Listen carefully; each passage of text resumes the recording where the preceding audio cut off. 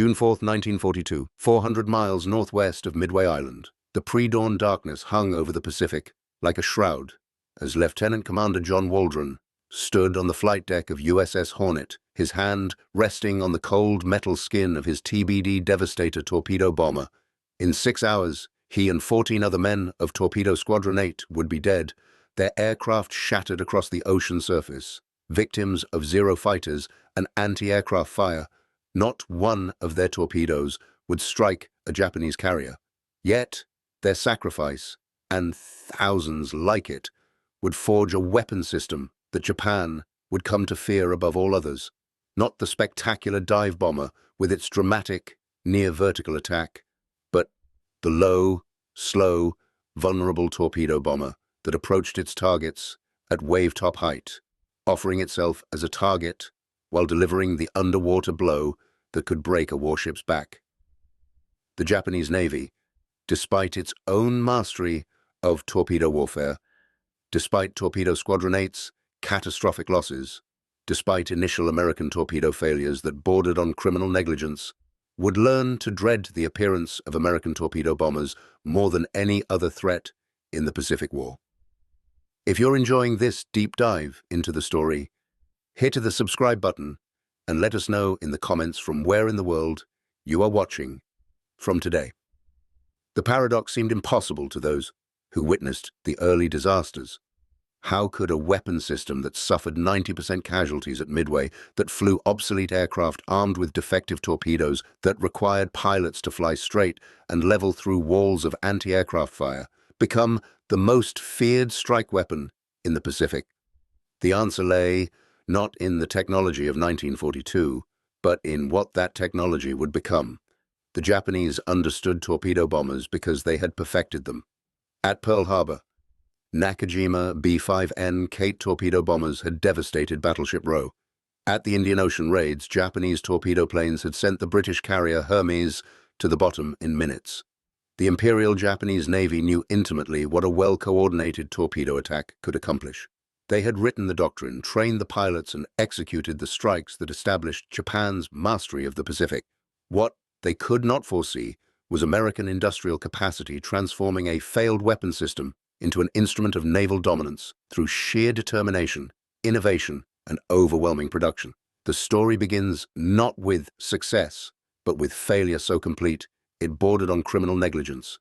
The Mark 13 torpedo, standard armament for American torpedo bombers in 1942, was a weapon that often posed more danger to its operators than to the enemy. Rear Admiral Samuel Eliot Morrison, the official naval historian, would later write that the Mark 13 was perhaps the worst torpedo used by any navy in World War II. It ran two deep, missing targets entirely. Its magnetic exploders detonated prematurely or not at all. It broke apart upon the water entry if dropped from more than 50 feet altitude or at speeds exceeding 110 knots. These limitations forced American torpedo bomber pilots into a suicide profile, approaching at wave-top height at barely above stalling speed, flying straight and level for the final 1,000 yards while every gun on the target ship concentrated fire on their aircraft. At the Battle of Midway, 41 American torpedo bombers attacked the Japanese carrier fleet. 35 were shot down. Not a single torpedo struck a target. Torpedo Squadron 8 was annihilated completely, all 15 aircraft destroyed, only Ensign George Gay surviving by hiding under a seat cushion while Zero fighters strafed the water around him. Torpedo Squadron 6 from Enterprise lost 10 of 14 aircraft. Torpedo Squadron 3 from Yorktown lost 10 of 12. The casualties were so severe that some naval aviation officers recommended abandoning torpedo attack doctrine entirely. Yet, even in this disaster, the seeds of Japanese fear were planted. Commander Mitsuo Fuchida, who had led the Pearl Harbor attack and observed Midway from the carrier Akagi, wrote in his post-war memoirs about the American torpedo attacks. The enemy torpedo planes came in so low and so determined, he recalled, that our fighter pilots found them difficult targets. They absorbed tremendous punishment yet continued their approaches. Several crashed into the sea, mere yards from their targets, their pilots dead at the controls, but still holding course. This was not the behavior of a defeated force. This was fanaticism that rivaled our own. The American torpedo bomber crews demonstrated something that day that would haunt Japanese naval commanders for the remainder of the war. They showed they would press attacks regardless of losses, would fly into certain death without hesitation, and most ominously, would learn from their failures. The Japanese Navy had built its strength on elite cadres of superbly trained pilots, men who had spent years perfecting their craft. These pilots were irreplaceable. America, Japan assumed, could not possibly replace the losses suffered at Midway and maintain an effective torpedo bomber force. This assumption would prove catastrophically wrong. Lieutenant Commander Eugene Lindsey, leading Torpedo Squadron 6 at Midway, had recognized the fundamental problem before his death. In his final briefing, witnessed by survivors who turned back with mechanical problems, he told his pilots that the American approach to torpedo warfare was backwards. The Japanese, he explained, used their torpedo bombers as precision instruments, carefully coordinated with dive bombers and fighters to overwhelm defenses through synchronized timing. American doctrine, by contrast, sent torpedo squadrons in alone, unsupported, expecting them to succeed through courage alone. Courage, Lindsey noted grimly, was insufficient when fighting physics and mathematics. His squadron, attacking without fighter cover or dive bomber coordination, was slaughtered. 10 of 14 aircraft were destroyed within minutes. Yet Lindsey's final observation, recorded in the diary of an officer he had briefed the night before the battle, proved prophetic. The torpedo bomber, he had written, is potentially the most devastating anti-ship weapon in existence. A single torpedo strike below the waterline causes damage that no amount of armor can prevent. The challenge is not the weapon's potential, but our execution of its delivery. Solve that problem, and we own the Pacific. The United States Navy, in the months following Midway, faced a choice. It could abandon the torpedo bomber, focusing exclusively on dive bombers and eventually fighter bombers carrying smaller weapons, or it could fix the systematic failures that had turned torpedo attacks into suicide missions. The Navy chose the harder path. In June 1942, the Bureau of Ordnance established the Torpedo Development Unit at Naval Air Station, Quonset Point, Rhode Island. The unit's mission was simple, yet unprecedented in its scope. Fix everything wrong with American torpedo bombing, from aircraft to weapons to tactics, and do it fast. The team assembled represented the best minds in naval aviation and ordnance engineering. Captain Charles Mason, a dive bomber pilot who had survived the Battle of the Coral Sea, was appointed to lead tactical development. Commander Paul Whitney, an ordnance specialist who had spent 5 years documenting torpedo failures, headed weapons improvement. Lieutenant Commander John Thach, developer of the Thach-Weave fighter tactic, contributed insights on coordinated attacks. Together, they began systematically dismantling every aspect of American torpedo warfare to discover why it failed. The problems they uncovered were staggering in scope. The Mark 13 torpedo's depth control mechanism was so poorly designed that fewer than 20% of torpedoes ran at their set depth. The magnetic exploder, copied from a German design captured in World War I, detonated randomly based on the Earth's magnetic field variations, which changed based on latitude and proximity to large metal masses, making it useless in combat. The contact exploder required a near-perfect 90-degree impact angle to function, meaning torpedoes that struck at even slight angles simply bounced off target hulls without detonating. The stabilizing fins broke off during water entry at speeds above 110 knots or drop heights above 50 feet, causing the torpedo to tumble uselessly or run in circles. The aircraft themselves, the Douglas TBD Devastator, were obsolete before the war began. Their top speed of 206 knots made them slower than many fighters.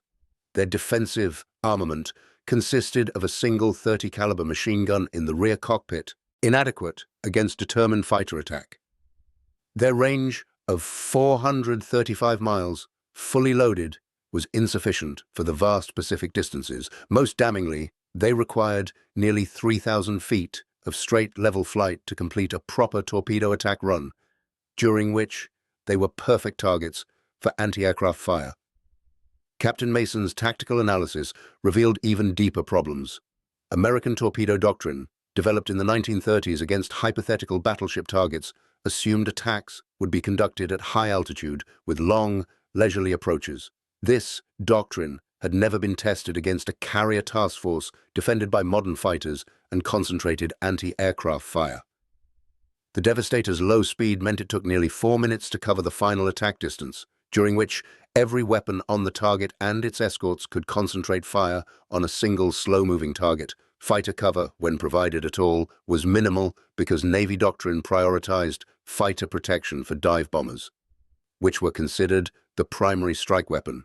Coordination between torpedo squadrons and dive bombers was loose at best, non-existent at worst. At Midway, the time gap between torpedo and dive bomber attacks was over 30 minutes, allowing Japanese carriers to recover from the first and prepare for the second. Most critically, American torpedo squadrons attacked in single, large formations that were easy for fighters to intercept. Once a Zero pilot engaged a Devastator, the slow, poorly armed bomber had virtually no chance of survival or successful attack.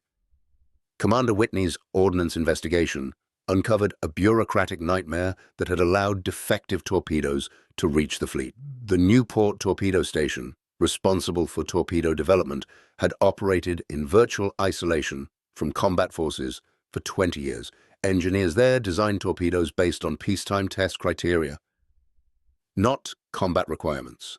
Tests were conducted in calm water, with carefully aligned drops against stationary targets.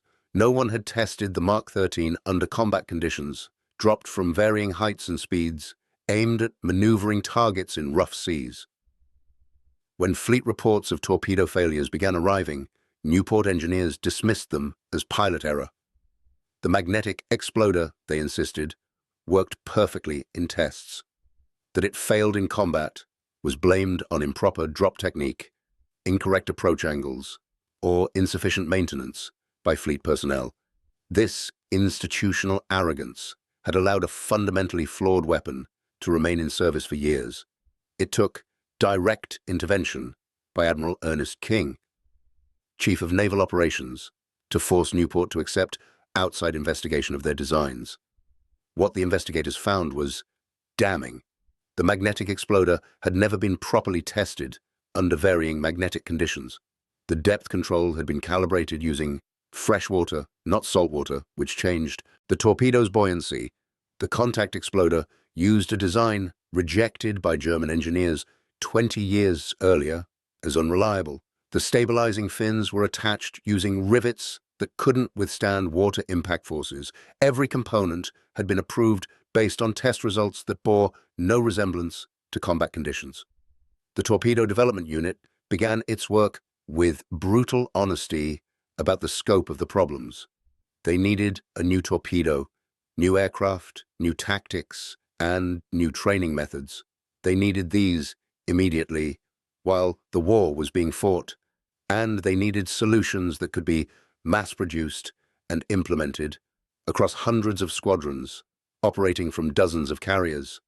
The challenge seemed insurmountable. Japan, meanwhile, watched American torpedo bomber losses with satisfaction and drew dangerous conclusions. Intelligence reports from Midway, the Coral Sea, and other early battles showed American torpedo squadrons suffering catastrophic casualties while achieving minimal results. Japanese naval analysts concluded that American torpedo doctrine was fundamentally flawed and that the United States lacked the patience and tactical sophistication necessary for effective torpedo warfare. This assessment seemed confirmed by the pilots themselves. Warrant Officer Kenji Yasuda, a Zero pilot who had shot down 3 Devastators at Midway, reported to his squadron mates that the American torpedo bombers were easy prey. They fly slowly, in straight lines, and their rear gunners cannot shoot accurately while maintaining attack course. Their torpedoes are dropped from too high and too fast, causing many to malfunction.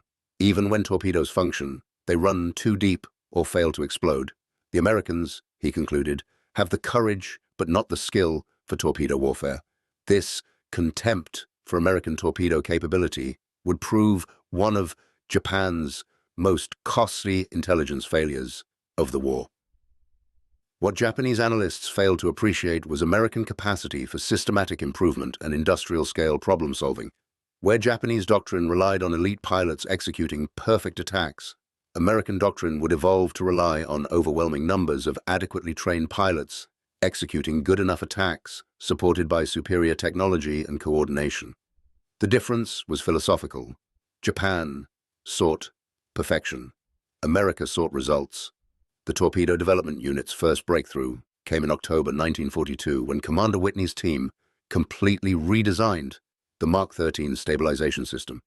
Instead of riveted fins that broke upon water impact, they developed plywood shrouds that absorbed impact shock and fell away after water entry.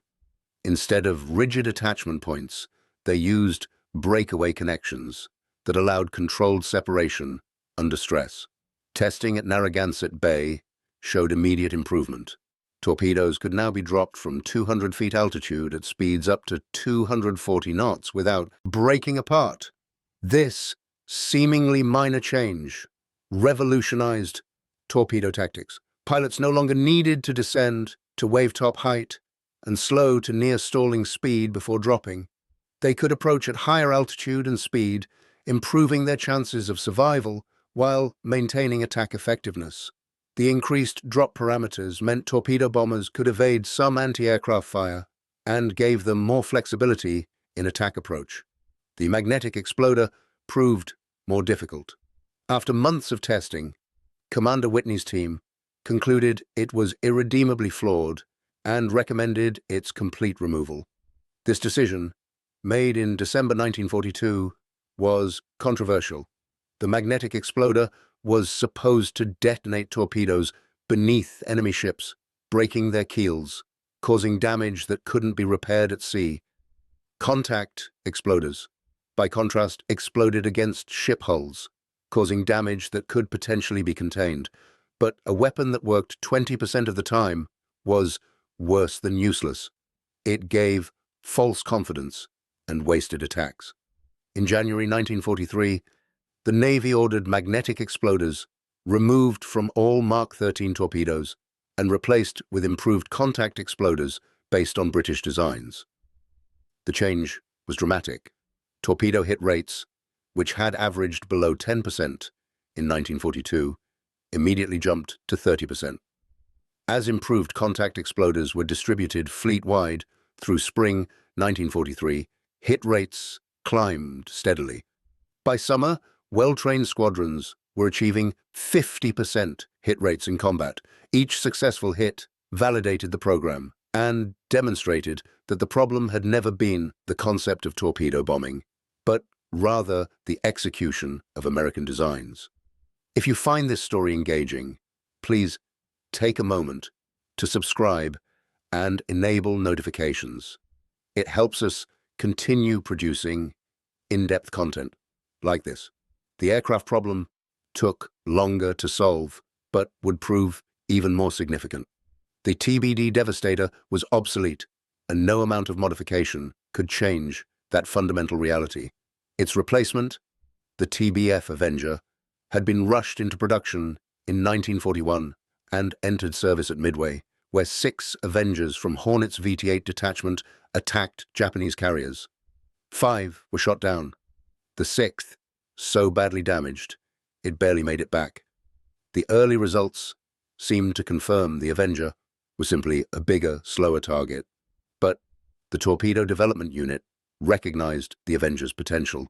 It was faster than the Devastator, with a top speed of 275 knots versus 206. It had longer range, nearly 1,000 miles, fully loaded versus 435. It carried more defensive armament, including a dorsal turret with a .50 caliber machine gun and a ventral gun position. Most importantly, It had yield and stability margins that allowed tactical flexibility the Devastator lacked. Captain Mason's team began developing new tactics specifically designed around the Avengers' capabilities. Instead of slow, low-level approaches, they experimented with glide attacks from medium altitude, using the Avengers' speed to penetrate defenses before slowing for torpedo drop. Instead of large formations, they tested smaller divisions that could attack from multiple angles simultaneously, overwhelming point defense systems. Instead of independent attacks, they developed coordination procedures with dive bombers and fighters, creating synchronized strikes that arrived within seconds rather than minutes. The transformation of American torpedo bombing doctrine reached its decisive test in November 1943 during the Gilbert Islands campaign. The target was the Japanese fleet anchorage at Truk, known as the Gibraltar of the Pacific, home to the combined fleet's most powerful units. American intelligence had identified 4 fleet carriers, 3 battleships, 8 heavy cruisers, and dozens of destroyers anchored in Truk's massive lagoon, protected by hundreds of aircraft and extensive anti-aircraft defenses. It was precisely the kind of target that had proven catastrophic for American torpedo bombers 18 months earlier. But the weapons, aircraft tactics, and training had changed completely. Lieutenant Commander James Flatley, leading a coordinated strike of 36 Avengers, 12 Hellcat fighters, and 18 Dauntless dive bombers from USS Essex, executed an attack that demonstrated how far American torpedo warfare had evolved. The strike approached from multiple directions simultaneously, with fighters sweeping ahead to suppress combat air patrol, dive bombers beginning their attacks exactly as torpedo bombers started their runs, and the Avengers themselves split into 3 divisions, attacking from different quadrants. The coordination was precise to within 15 seconds across all elements. Japanese defenders found themselves unable to concentrate fire on any single threat. When fighters engaged torpedo bombers, dive bombers struck. When anti-aircraft guns targeted high-altitude dive bombers, and torpedo planes pressed in low, the overlapping threats created a tactical dilemma the Japanese doctrine had no answer for because it had never encountered attacks of such complexity and scale. In 12 minutes, American aircraft sank 2 fleet carriers, damaged a battleship beyond repair, and destroyed 3 cruisers. Of the 36 attacking torpedo bombers, 34 returned safely. The revolution was complete. What had been a suicide mission at Midway was now the most effective anti-ship tactic in naval warfare. The Japanese Navy's response to this transformation revealed how completely American innovation had outpaced their doctrine. Captain Toshikazu Ohmae, a staff officer at Combined Fleet Headquarters, wrote in his war diary after analyzing the Truk disaster that the American torpedo bomber had become a weapon we cannot effectively counter. Their new tactics, improved torpedoes, and coordinated attacks overwhelm our defenses. Most concerning is their production capacity. For every torpedo bomber we destroy, 3 more appear. Their pilot training produces replacement crews faster than we can kill them. This is industrial warfare, and we are losing. This admission from a senior Japanese naval officer represented a complete reversal from the contempt expressed after Midway. The weapon system that had seemed obsolete and ineffective had evolved into Japan's nightmare scenario through systematic American improvement. More devastating still was the realization that came too late. Every element of American torpedo bombing supremacy, the reliable torpedoes, the rugged aircraft, the coordinated tactics, the endless replacement pilots, was replicable and scalable. Japan could study American methods, understand their effectiveness, even copy specific techniques. But Japan could not match American industrial capacity to implement improvements across hundreds of aircraft, operating from dozens of carriers, while simultaneously training thousands of replacement pilots. By early 1944, American torpedo squadrons were achieving results that seemed impossible 2 years earlier. At the Battle of the Philippine Sea in June Torpedo bombers from Task Force 58 sank 3 Japanese carriers in coordinated strikes that demonstrated near-perfect execution. The attacks came from multiple directions simultaneously, with fighters suppressing defensive patrols, dive bombers targeting anti-aircraft positions, and torpedo planes approaching in small, fast divisions that were inside defensive perimeters before Japanese crews could react effectively. The carrier Hio, victim of a perfectly executed torpedo attack by Avengers from USS Belleau Wood, suffered 4 torpedo hits in 90 seconds. The impacts broke her keel, flooded her engine rooms, and caused progressive flooding that sent her to the bottom in less than 2 hours. Survivors reported that the American attack was so well coordinated and executed so quickly that damage control parties never had opportunity to contain flooding before the next torpedo struck. This was torpedo warfare as decisive weapon, not desperate sacrifice. The Japanese carriers at Philippine Sea fought with reduced air groups, their experienced pilots long since killed in the attrition battles of Guadalcanal, Rabaul, and the Central Pacific. Their replacement pilots, rushed through abbreviated training, could not match the coordination and skill of American crews who had benefited from systematic training programs that emphasized tactics developed through combat experience and refined through continuous analysis. The irony was profound and bitter for Japanese naval aviators who recognized what had happened. Japan had entered the war with the world's most experienced and capable torpedo bomber pilots. The crews that struck Pearl Harbor represented years of intensive training and doctrinal development. They had executed one of history's most successful carrier strikes using torpedo bombing as a primary weapon. Yet, by mid-1944, Japanese torpedo capability had deteriorated, while American capability had improved to the point of dominance.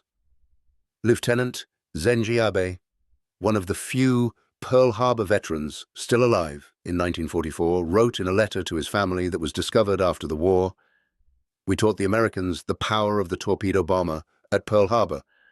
Now, they have perfected what we showed them and turned it against us with industrial might. We cannot match. Every day, more of their torpedo planes appear, better equipped, better coordinated, flown by pilots who may not match our best, but who are good enough and numerous beyond counting. We created this monster by showing them what was possible, then failing to match their capacity for improvement." The final proof of American torpedo bombing superiority came at Leyte Gulf in October 1944, the largest naval battle in history. During the battle's multiple phases, American torpedo bombers sank the super battleship Musashi, sister ship to Yamato, and the most heavily armored warship ever built. The attack demonstrated everything that had changed since Midway. Over the course of 4 hours, 19 separate torpedo bomber strikes hit Musashi with an estimated 19 torpedoes. Each wave approached from different directions, coordinated with dive bombers and fighters, exploiting gaps in defenses created by previous attacks. The battleship's massive armor, designed to withstand battleship guns, proved irrelevant against underwater explosions that opened her hull below the waterline. Progressive flooding eventually overwhelmed pumping capacity. Musashi capsized and sank, taking over 1,000 crew to the bottom. The battleship that was supposed to be unsinkable had been destroyed by the weapon system that was supposed to be obsolete. Japanese observers watching Musashi's death realized they were witnessing not just a tactical defeat, but a technological and doctrinal catastrophe that validated every concern about American industrial warfare. The human cost behind these statistics and tactical innovations remained staggering, even as success rates improved. Torpedo bombing never became safe. The nature of the attack, approaching within 1,000 yards of heavily armed warships, flying low and slow for the final attack run, meant that even improved tactics and better equipment could not eliminate losses. At Leyte Gulf, while Musashi was being destroyed, 23 Avengers were shot down. Their crews, 58 men total, died in the attack or drowned in their sinking aircraft. These losses, though far lower than the 90% casualty rates of Midway, still represented extraordinary sacrifice. Yet, the men kept flying. Lieutenant Robert Cosgrove, who survived 3 torpedo attacks during the Philippines campaign, later explained the psychology that kept torpedo bomber crews fighting despite the danger. "We knew we were flying the most dangerous missions in naval aviation. We knew that torpedo runs meant flying through concentrated fire from every weapon the enemy could bring to bear, but we also knew our attacks were decisive. When we hit, we sank ships, capital ships, carriers and battleships that cost the enemy years to build and could not be replaced. Every ship we sank shortened the war. That knowledge made the risk acceptable, though never easy."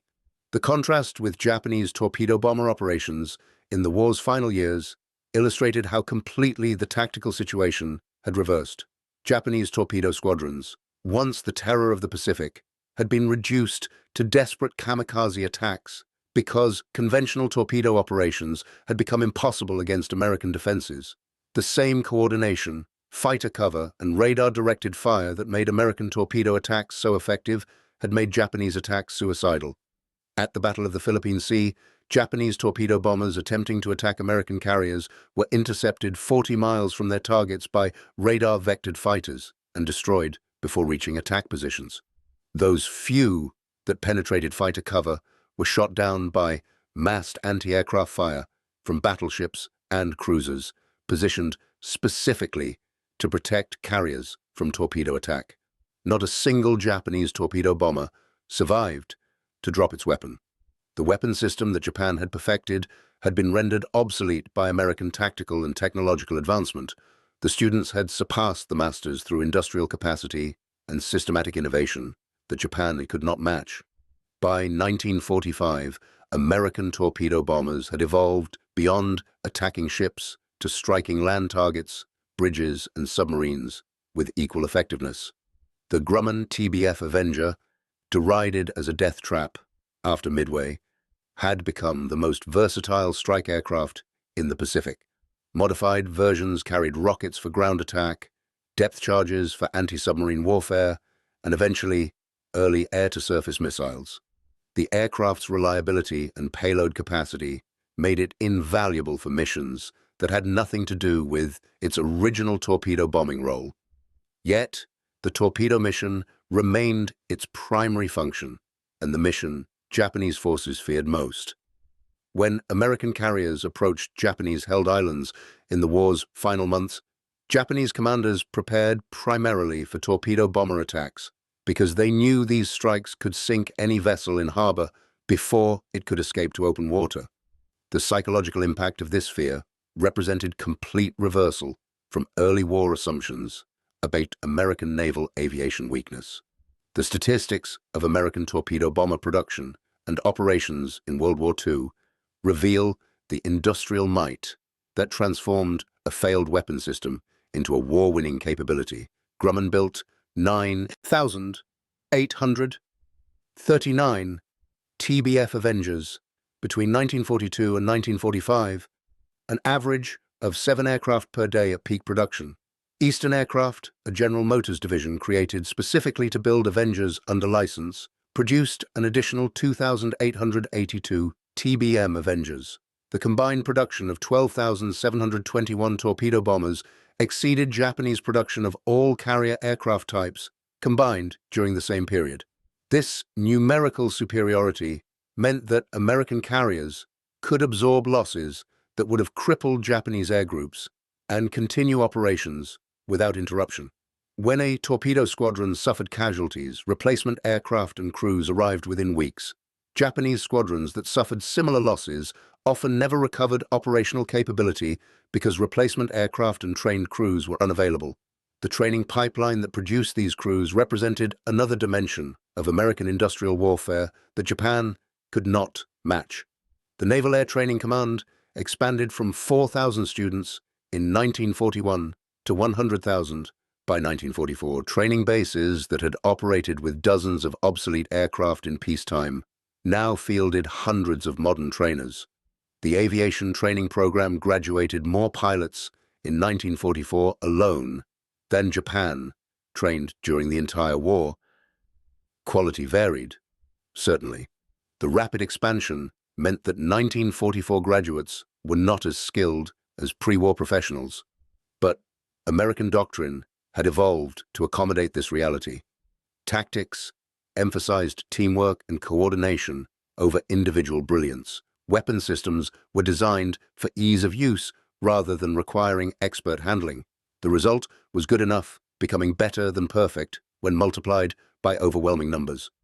A mediocre American pilot in a reliable Avenger carrying a functioning torpedo, supported by fighters and dive bombers, coordinated by radar and radio, was more effective than an expert Japanese pilot in a superior aircraft carrying better torpedoes, but fighting alone without support or coordination. The lessons learned from American torpedo bomber development extended far beyond naval aviation and influenced post-war military doctrine fundamentally. The systematic approach to identifying failures, developing solutions, and implementing improvements across large forces became the model for American military innovation. The emphasis on reliability over perfection, on mass production of good enough equipment rather than small numbers of exceptional weapons, became defining characteristics of American military procurement. Most significantly, the integration of different weapon systems into coordinated attacks, the practice of using fighters, dive bombers, and torpedo bombers as complementary elements of unified strikes rather than independent forces, established principles of joint operations that remain central to American military doctrine. The torpedo bomber transformation demonstrated that technological and tactical problems could be solved through systematic analysis, adequate resources, and willingness to learn from failure. These lessons, purchased at terrible cost in lives and ships during the war's early years, shaped American military effectiveness for generations. The final irony of the torpedo bomber story emerged in the post-war analysis conducted by both American and Japanese naval historians. Japanese Admiral Matome Ugaki, who had commanded battleship divisions and witnessed American torpedo attacks firsthand, wrote in his memoir, published in 1953, that Japan's greatest strategic mistake was underestimating American capacity for systematic improvement. We assumed, he wrote, that our superior pre-war training and combat experience gave us permanent advantage. We believed that American industrial production meant quantity without quality. We never imagined they would solve their technical problems so completely while simultaneously improving tactics and scaling production. By the time we recognized our error, they had torpedo bomber capability that exceeded anything we had achieved at our peak, and they had it in numbers we could never match. This admission from a senior Japanese officer who had fought throughout the war validated what American crews had proven through sacrifice and determination. Courage alone was insufficient. Technology alone was insufficient. Numbers alone were insufficient. But courage combined with reliable technology, sound tactics, systematic training, and overwhelming industrial production created capability that no enemy could withstand. The men who flew torpedo bombers in World War II never achieved the public recognition given to fighter pilots or the dramatic reputation of dive bomber crews. Torpedo Squadron Eight's sacrifice at Midway became legend, but few remember the names of squadrons that achieved devastating success in later battles. The weapon system itself disappeared after the war, rendered obsolete by jets and guided missiles. Yet the torpedo bomber's transformation from failure to dominance represents one of the most significant achievements of American industrial and military capability during World War II. It demonstrated that the United States could identify fundamental problems in doctrine and equipment, develop systematic solutions, implement improvements across enormous forces while fighting a global war, and transform weakness into strength through determination and resources. The Japanese feared American torpedo bombers by war's end not because the attacks were spectacular or the weapons exotic, but because they were reliable, coordinated, and unstoppable. Every time American carriers appeared on the horizon, Japanese commanders knew torpedo bombers would come, that many would get through defenses, and that hits would sink ships. This certainty of effective attack was more terrifying than any amount of individual heroism or tactical brilliance, because it represented industrial warfare at its most fundamental level. American capacity to produce endless aircraft, train endless crews, and coordinate endless attacks meant that Japanese defeat was merely a question of time. The torpedo bomber, more than any other weapon system, symbolized this inexorable pressure that ground down Japanese resistance through systematic application of superior resources. The legacy of American torpedo bomber operations extends beyond military history into questions of how nations mobilize industrial capacity during existential conflicts. The transformation from Midway's disaster to Leyte Gulf's triumph occurred in 29 months, a period during which the United States simultaneously fought campaigns across the Pacific and Europe, built the world's largest Navy and Air Force, developed atomic weapons, and maintained civilian production that exceeded pre-war levels. This achievement remains unparalleled in human history. The torpedo bomber's evolution from failure to dominance exemplified American approach to industrial warfare, identifying problems without sentiment, developing solutions through systematic analysis, implementing improvements through mass production, and achieving victory through overwhelming application of resources guided by sound doctrine. These principles, forged in the desperate battles of 1942 and refined through years of combat, shaped not just American military capability, but American industrial and technological dominance in the post-war world. The men who died in obsolete devastators at Midway, the engineers who redesigned defective torpedoes, the trainers who developed new tactics, the factory workers who built thousands of Avengers, all contributed to a transformation that demonstrated what free societies could achieve when survival demanded excellence. Their legacy was not just victory in World War II, but proof that democratic industrial societies could outproduce, out-innovate, and ultimately outlast totalitarian enemies through systematic application of resources, talent, and determination. The Japanese learned to fear American torpedo bombers because those aircraft represented everything Japan lacked in 1944. Reliable equipment produced in crushing quantities, well-trained crews available in endless numbers, sound tactics refined through combat experience, and coordinated operations that overwhelmed defenses through complexity rather than heroism.